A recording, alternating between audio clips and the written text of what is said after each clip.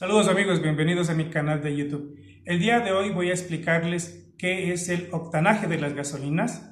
Realmente se lo debería conocer como número de octano o índice de octano, ¿sí?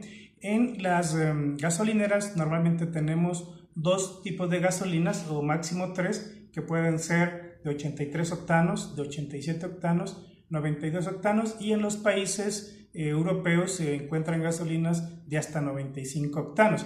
Pero muchas veces cuando vamos a repostar no sabemos qué significa realmente esto. Entonces hoy día voy a explicarles qué es el número de octano, u octanaje, que lo conocemos más regularmente, ¿sí?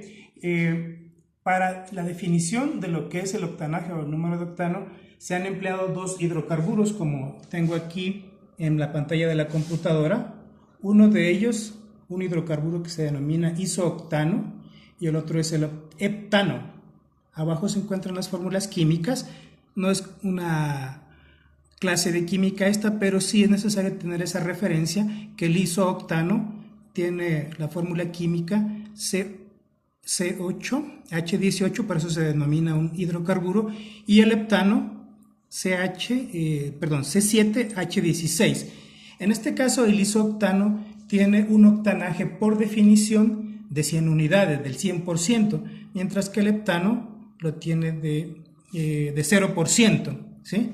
Entonces, por ejemplo, en este caso, la gasolina de 92 octanos se obtiene de mezclar isooctano en una proporción del 92% y el heptano de un 8%. Lo mismo se aplica, por ejemplo, para una gasolina de 87 octanos. Se mezcla isooctano en una proporción de 87% y el heptano en una proporción de 13%. Entonces, cualquier octanaje que se quiera obtener se puede obtener desde 0, ¿sí?, hasta el 100% para las gasolinas comerciales. A veces pueden haber productos que tienen un octanaje de más de 100 unidades, de más del 100%, pero no son gasolinas comerciales, son gasolinas que se utilizan a modo experimental o para máquinas de alto rendimiento. Pero eso no es el caso que utilizamos a diario en nuestros automóviles. Entonces, por ejemplo, un galón o un litro de gasolina está compuesto de la manera en que les indiqué, y como se darán cuenta, la composición del isooctano, a veces el isooctano también se denomina solamente octano, ¿sí? La composición estrictamente del isooctano es la que determina el octanaje.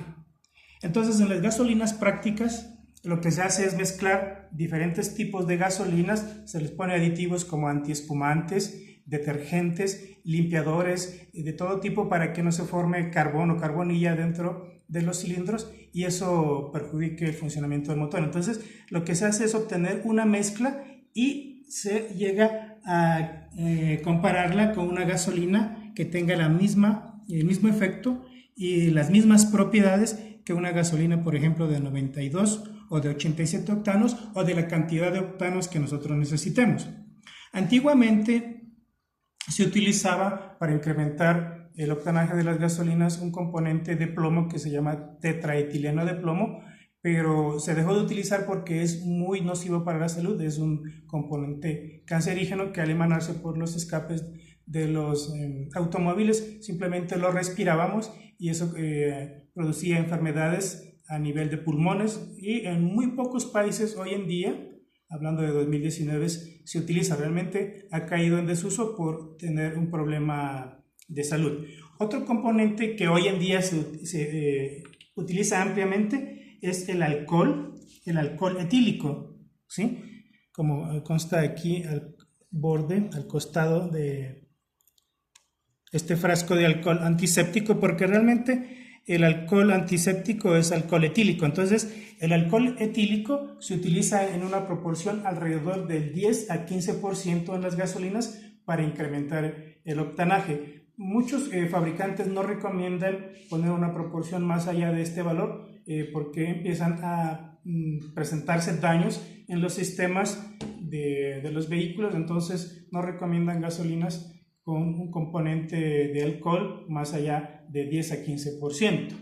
Bien, entonces con todo esto ya nos hemos dado cuenta qué realmente es el octanaje, ¿no? Entonces, hay dos hidrocarburos que se utilizan para la definición, que son el isooctano y el heptano, y de esta manera, con las diferentes mezclas, se determina la cantidad, el octanaje de la gasolina final, ¿no? Entonces recuerden que el isooctano, la proporción de isooctano es la que define realmente los octanos que va a tener una gasolina determinada. Bien, amigos de mi canal de YouTube, espero que este video les sea de utilidad.